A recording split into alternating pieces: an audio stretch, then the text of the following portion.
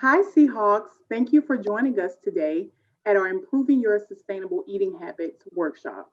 Today, we have the pleasure of our very own Associate Professor for Environmental Science, Dr. David Serrano, who will lead the conversation. I'm Dr. David Serrano, and I'm the program manager for the Environmental Science Bachelor's Program here at BC. And today we're going to talk about improving your sustainable eating habits with all the talk of global warming and climate change we see with Australia's fires last January and with California's fires. Of course, it's always a hot topic, not to be punny. Um, but it's something that's been a concern issue for decades now. And so a lot of people are wondering what they can do to kind of improve these situations, or so they can um, help out and put some effort into mitigating some of the problems of climate change for making a better world. All right, so like I said, today's topic, improving your sustainable eating. So agriculture is a big user of water, energy, and of course, therefore has a big output. But unlike not buying single-use plastics, agriculture is not something we could just stop using. Everybody needs to eat. We have no food, you die. So how do we change our practices, both as growers, which most people have little influence on, but then as a consumer or a buyer, what's the biggest impact you could have to try to improve our situation, and then the negative outputs possibly that agricultural practices put onto our environment. So one thing hopefully you've heard of before, food miles. And because of our global society, a lot of our food is grown globally and then shipped from around the world. So that's why when you go to the supermarket, you have, doesn't matter what time of year you want apples, you can get apples. You want strawberries, you get strawberries. 100 years ago, even less, um, there was a time where if it wasn't in season, you couldn't get it. You had to wait till apples were in season, strawberry season, or whatever it was. But now with global commerce and a lot of the international trade agreements, we have actual agricultural production happening worldwide. So while it's winter up here for us in the northern hemisphere and we can't really grow our vegetables, then in South America they're growing them quite nicely. So we could actually ship stuff from the other hemisphere, so that basically everything is in season all the time, right? So as consumers in the last 50 years, we've gotten really accustomed to this. And there we don't really think of where our food's really coming from. Just, I want an apple, or this recipe calls for gooseberries, or whatever it is, right? And so, of course, there's an environmental cost to that. So yes, you can get any item you want at any time, but what does it cost to get here? So this is what's generally known as food miles. So a coin termed in the somewhat recent past. And basically it's the distance your food travels from farm or production all the way to your plate. So that distance between um,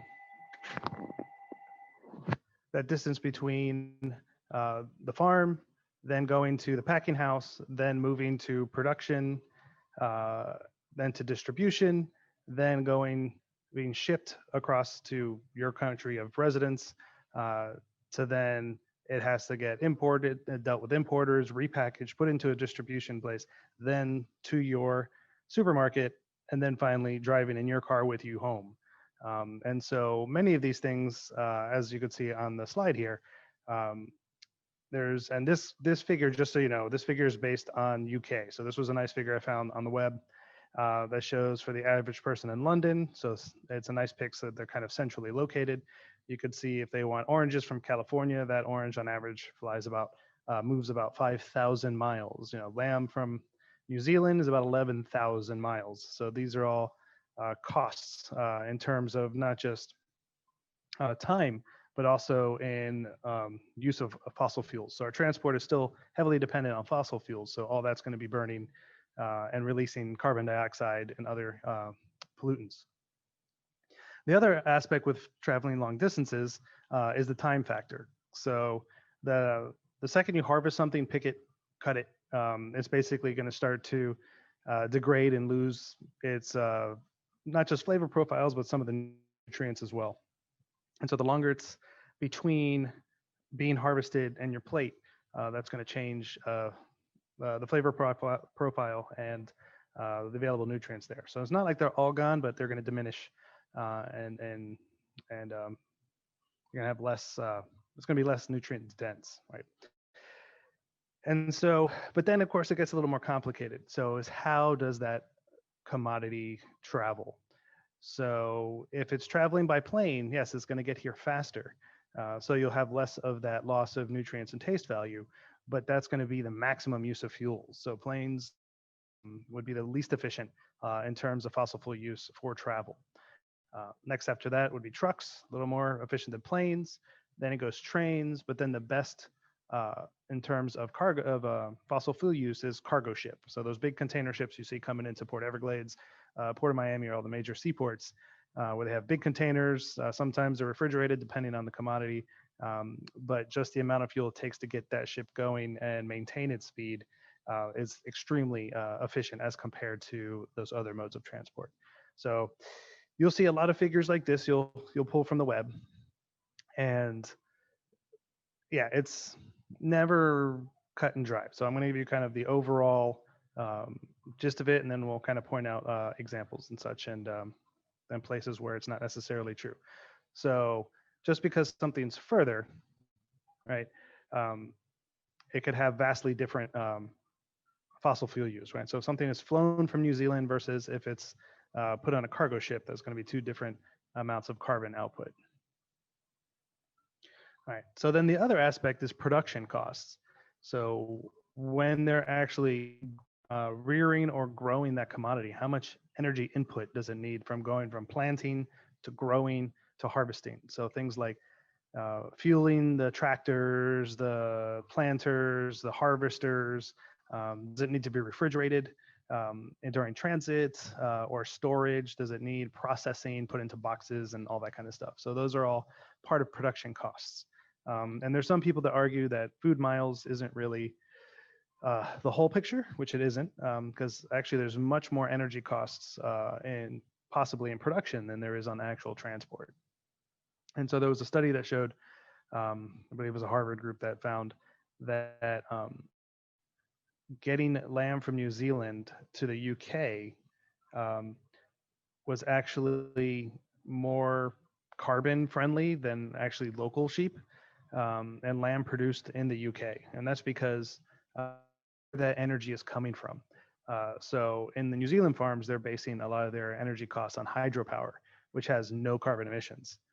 So when you look at the amount of carbon produced, the production is producing next to nothing in terms of production of that meat source. Whereas in the UK, they have to keep them in heated barns per se. So their facilities are heated, which is going to use fossil fuels. So the benefit of using the hydropower, so that pretty damn there, is far outweighs the travel carbon use than of the local stuff. But that's a rare occurrence. So that's more of knowing the exact details of where your food's coming from. But as a consumer, that could be pretty hard. Me coming from an agricultural background and having many colleagues, friends in that industry, I know a lot more than the average consumer doesn't. And there's still things I don't realize how they get shipped and not.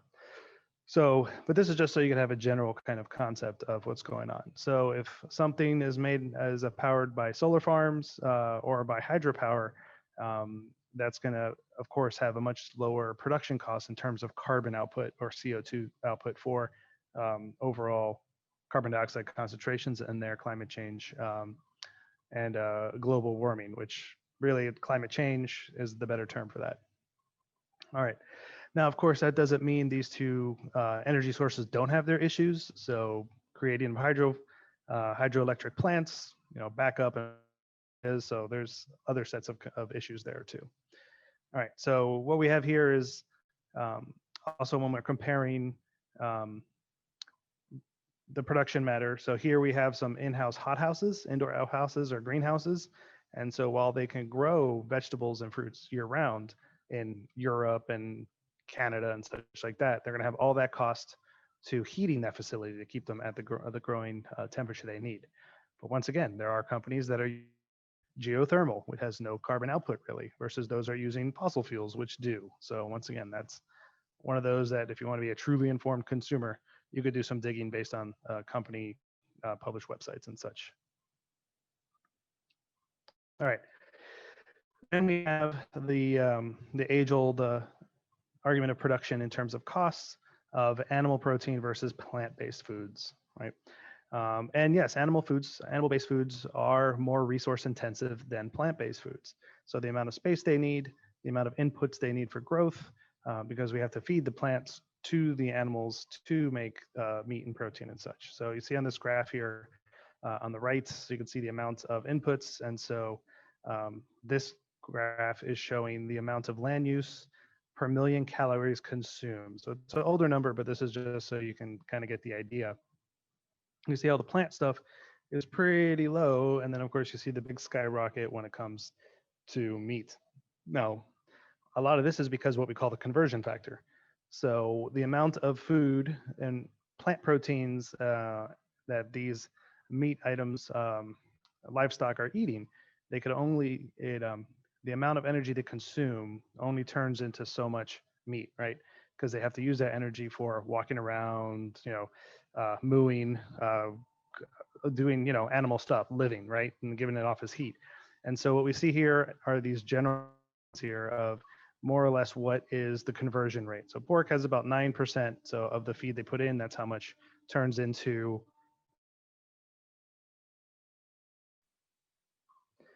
So the other with cost of production is the animal raising proteins versus plant-based.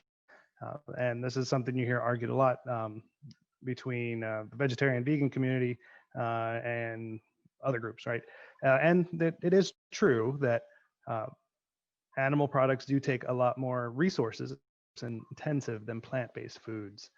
So you see here on this graph on the right, you could see it's listed mostly the plant-based foods on the top, and then you can see it really sprawls out on the bottom there when we start getting into the animal-based products.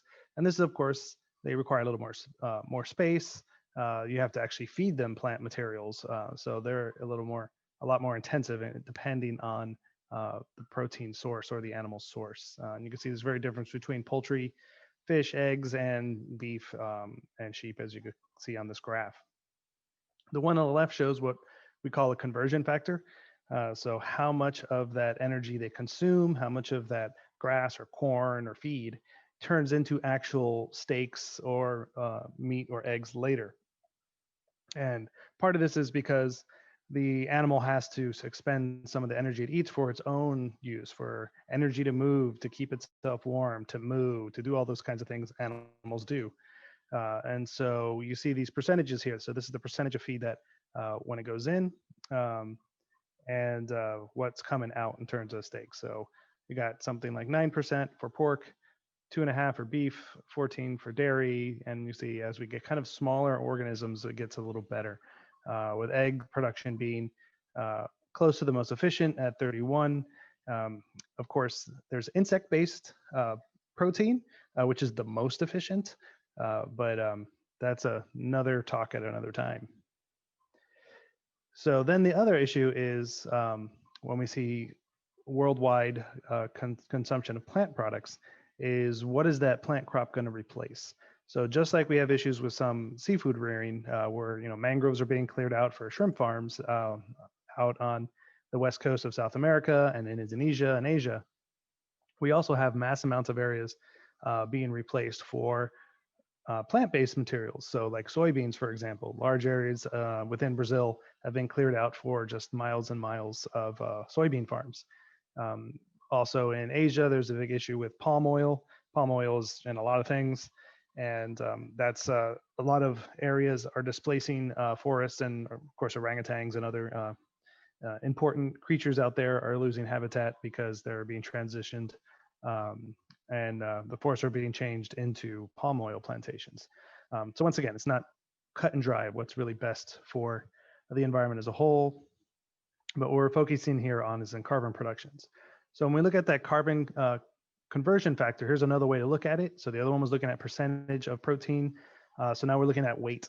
So you could see here for every 10 kilograms of feed, we're getting 1 kilogram of beef, 3 kilograms of pork, 5 kilograms of chicken, and more importantly, 9 kilograms of cricket protein or grasshopper protein.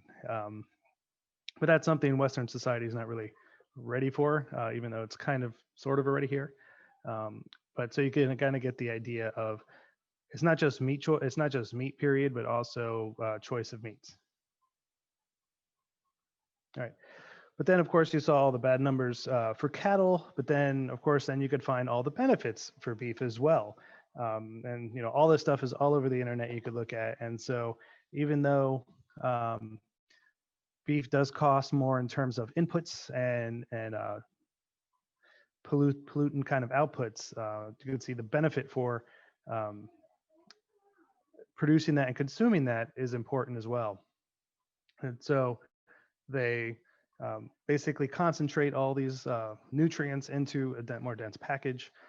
So for a more nutrient dense meal, this other one is pointing out that, yeah, that most of these cows, and of course, this is only really focusing in on pasture raised, so not big feedlot grain fed cattle, but more of free grass fed, that they're basically eating human inedible plants and then changing that into food we can eat. And then, of course, then we have other aspects that we can then use in addition.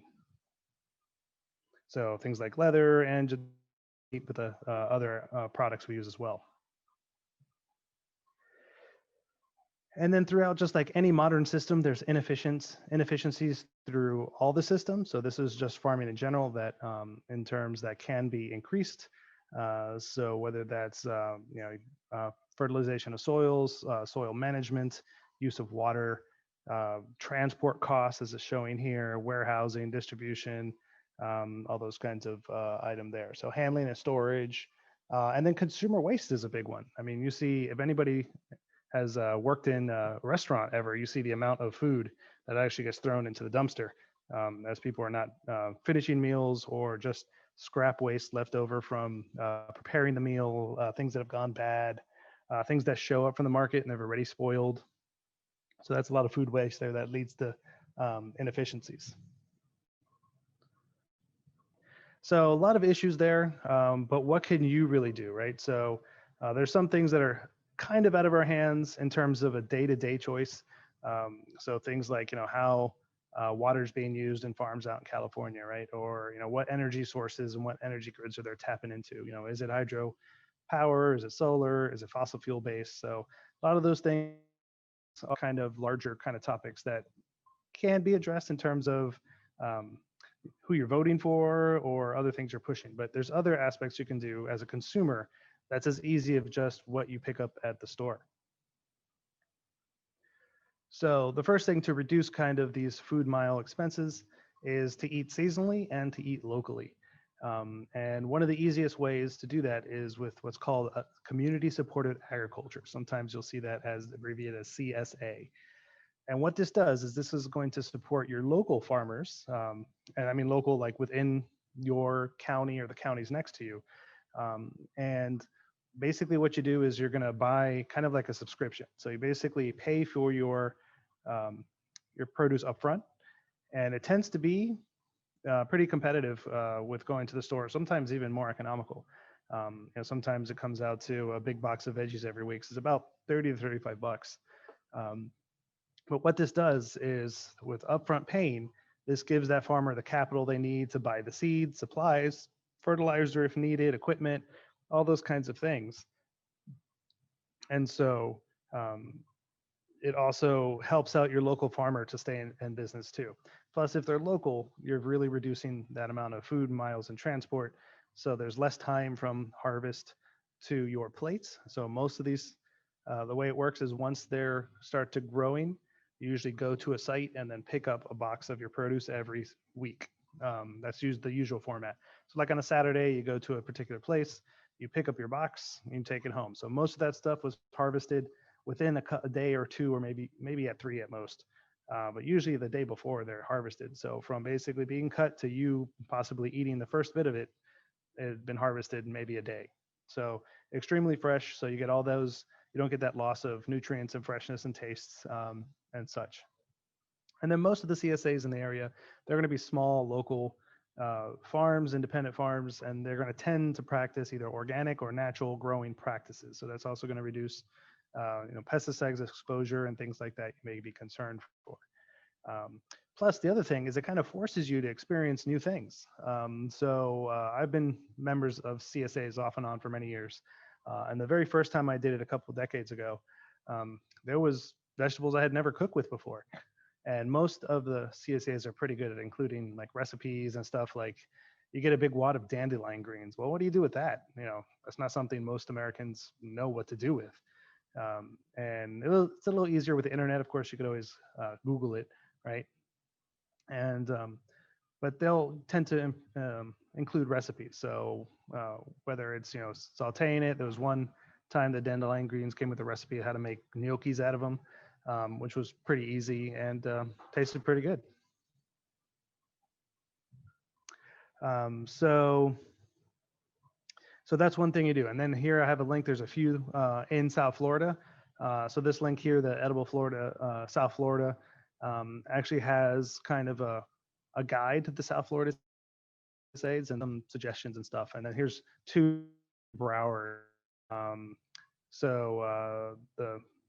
And then right about now is when they're opening and closing subscriptions. So the Fruitful Field is one, and the Garden of Abundance. I think one of these is closed already. And I did have a slide. And then also Mirando Farms, which is just south of Central Campus on Davie and just north of Sterling. They also have a CSA that's pretty close to Central Campus at least. All right, so, but let's say, that's a lot of money to put up front. I don't have that right now. Well, then making your choice at the supermarket is also things where you could have a say in these things. So look at where your produce is grown. So the USDA requires that all produce is labeled with their origin. So this is why if you look a little closer, all those little stickers on the apples, the oranges, the little sign above the garlic, they'll say where they're from. So you could make a choice. And I've seen many times where there's a whole bin of garlic. Some are from Chile and the other ones are from Georgia. And so if you're trying to reduce the amount of travel and food miles, well, that's an easy pick, right? Georgia's right up the road from us, 3-hour drive, well, 5-hour drive, where Chile is a lot further. Then versus things like certain fruits, New Zealand versus California. So these are all choices that you can make just based on looking at the label. So as you can see here in the picture, and like I said, this is US law that they actually have to put this. So here, wild caught from Canada is showing this organic banana is from Colombia. And then you have here, this one is from McIntosh, Florida, this Governor vegetable brand. But generally, if you buy in season, if you're buying in season, it's usually grown in, at least in your side of the hemisphere and probably more locally or regionally. But if it's out of season, it tends to be shipped from the other side of the planet or grown in energy using hothouses like Canadian hothouse tomatoes and such. The other thing you could do is you could be vegetable or plant forward in your diet. So you could adopt more vegetables. And eating more plants, they generally have a lower production cost. But then I always get the question is, does this mean I have to be a vegetarian or vegan? No, it doesn't mean you have to convert and change all your ways. But if you kind of look at these, so this is a generalized concept, this figure here. Now, mind you, once again, you go on the internet, you're going to find graphs like this all over the place. Some are a little exaggerated, but this general trend kind of is true. So heavy meat diet is going to have more tons of carbon CO2 per person versus the average person, no beef, vegetarian, vegan. And yes, vegans tend to have a smaller CO2 output, but once again, this is in general. So if you have a vegan who just has to have gooseberries from Denmark and this fruit from here and that, then you start getting the food miles increasing, even though it's plant-based. All right. So, but the other issue is a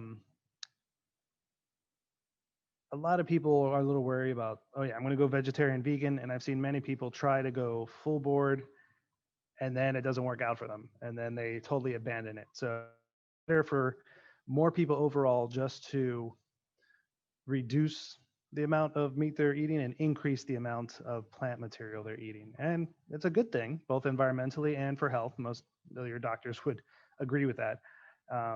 But once again, it's better to adopt a change you could actually stick to or stick with. Kind of the idea like, I'm going to exercise a little more versus I'm going to train for an Ironman.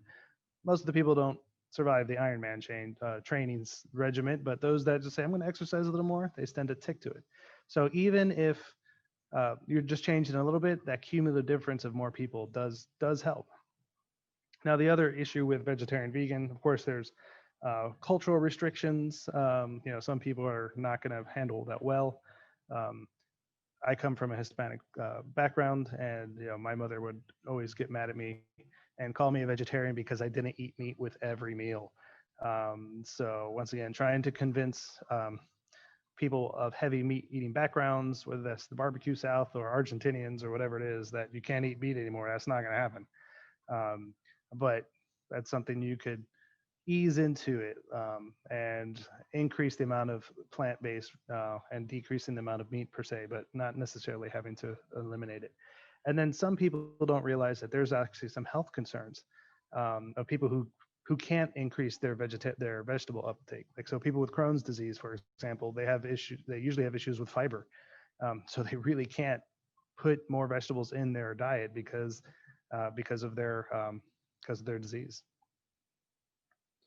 But so overall, if you try to go more plant forward, that will help overall into this situation. And then if you want to go hyper local, you could grow your own. So we saw this trend back there in World War II with the Victory Gardens, when there was actually a food supply issue and shortage with the whole war effort.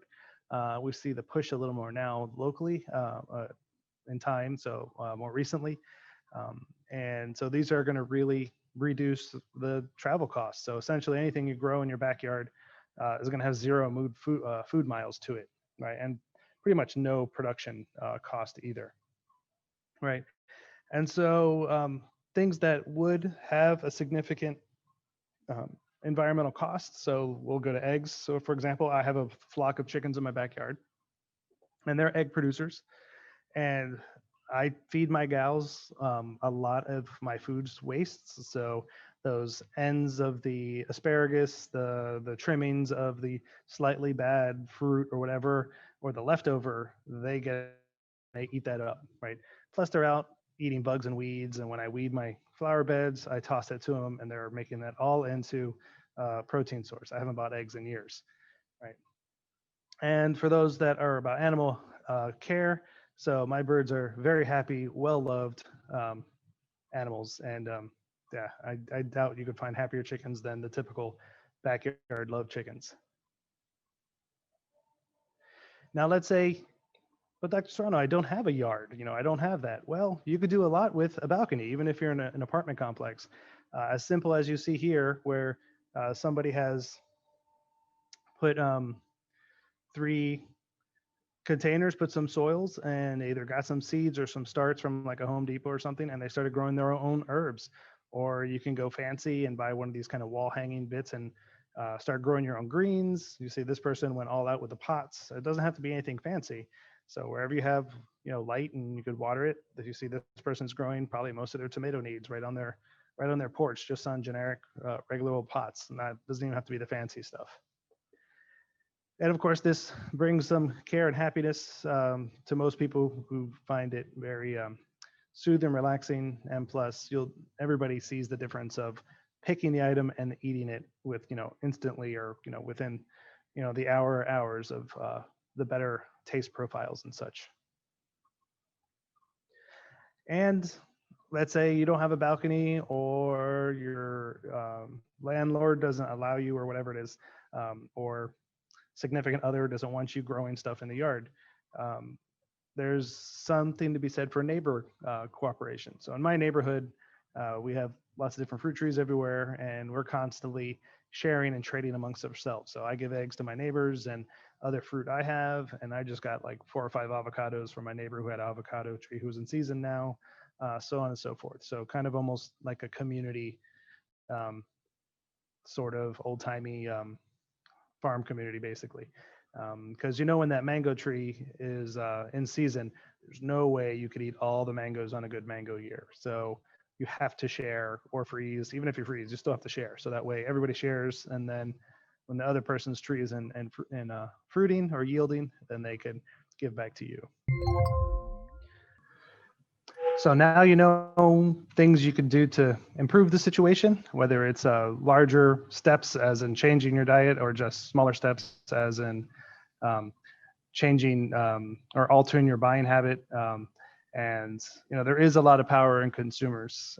And I know some people are disheartened with that process, but there's actually big changes. So even if you look, for example, in the milk section, 15 years ago, all the generic non-organic milk all was RSBT, which is a growth hormone to increase milk supply.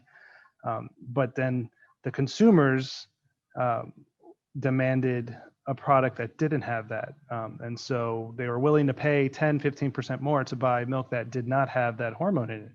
And overall, there was much more spending in that market of buying that now even the generic regular guys have realized that there's more money to be made with having the RSBT free milk than the benefit they get out of giving that hormone to get a few more gallons out. So if you kind of look at Publix, even or Winn-Dixie, all the generic brands, you'll see all say RBST free. And that was purely driven by consumer choice. These little choices that people make, if they make them in mass enough, can make a difference. So that's why I urge you to make those choices. Right. And so if you want to get further kind of information, exposure to that on Central Campus, when life goes back to normal post-COVID and we're all on campus again, there's the Environmental Science Bachelor's Teaching Garden and Food Forest that's being installed and expanded right now, which is on Central Campus between Building 5s and the parking garage.